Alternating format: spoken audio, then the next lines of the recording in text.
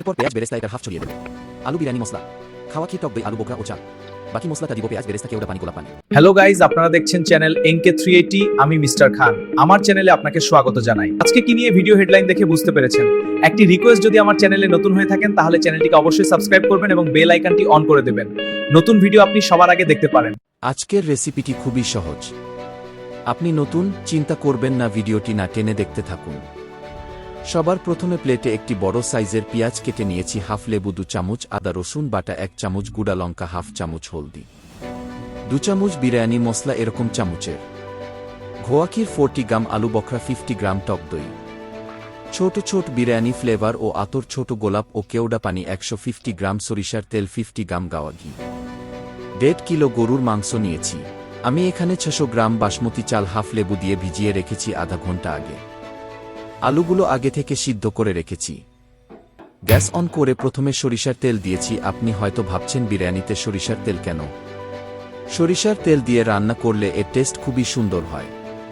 তেলটা একটু গরম হয়ে গেলে পেঁয়াজটিকে গোল্ডেন করে ভেজে তুলে নিতে হবে। এরপর এই তেলে মাংস দিয়ে একটুখানি নেড়ে হলুদ গুঁড়া লঙ্কা দিয়ে 2 মিনিট নাড়াচাড়া করতে হবে। আমি এখানে লবণ দেই নাই, কারণ মাংসতে লবণ দিয়ে রেখে দিয়েছিলাম 10 মিনিট। 2 মিনিট পর গ্যাসের ফ্লেম মিডিয়াম রেখে আদা রসুন দিয়ে 5 মিনিট ঢাকনা দিয়ে কষে নিতে হবে। বিরিয়ানির মশলা দিয়ে নাড়াচাড়া করে পানি দিতে হবে। এমনভাবে পানি দিবেন যেন মাংসের বেশিরভাগ ডুবে থাকে। ঢাকনা দিয়ে 15 মিনিট গ্যাসের ফ্লেম মিডিয়াম।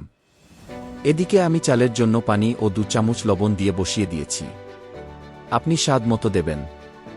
ঢাকনা খুলে দেখতে হবে মাংসের কি অবস্থা। যদি মাংস নরম না হয় আর পানি যদি কম মনে হয়, আরও একটু পানি দিয়ে আরও 10 মিনিট রেখে দিতে হবে।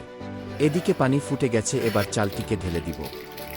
হালকা একটু নেড়ে দিয়ে ঢাকনা চাপা দিয়ে 5 মিনিট রেখে দিব। ঢাকনা খুলে চেক করব, গালে দিয়ে যদি দেখেন হালকা একটু শক্ত আছে, তখন নামিয়ে নিব। একটি ছিদ্র গামলার ভিতরে ঢেলে নিব। এবার বিরিয়ানিকে দমে দেওয়ার জন্য প্রথমে একটি ছোট্ট প্লেটে আলু বোখরাটাকে একটু পানি দিয়ে কিছুটা ছাল ছাড়িয়ে নেব। ঠিক এরকম একটা পেস্ট তৈরি হবে।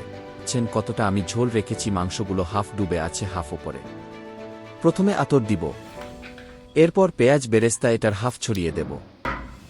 আলু বিরিয়ানি মশলা,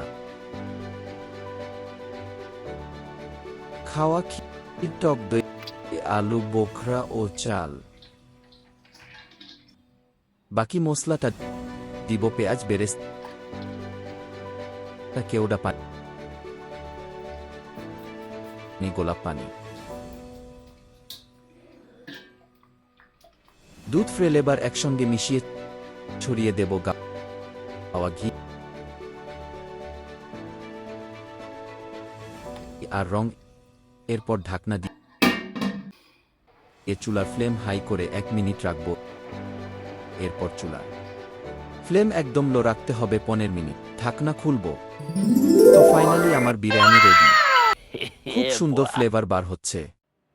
দেখুন চালগুলো একদম খাড়া খাড়া হয়ে গেছে উপরের দিকে। চাল যখন এরকম খাড়া থাকবে বুঝে নিবেন পুরো রেডি। প্লেটে নিয়ে আপনাদেরকে দেখাচ্ছি। দেখুন কত সফট মাংসগুলো হয়েছে। তো গাইজ, কেমন লাগলো আজকের ভিডিওটি কমেন্ট বক্সে লিখে দিবেন। আজকে এই পর্যন্ত, দেখা হবে নতুন কোনো ভিডিও নিয়ে। সবাই ভালো থাকবেন, সুস্থ থাকবেন।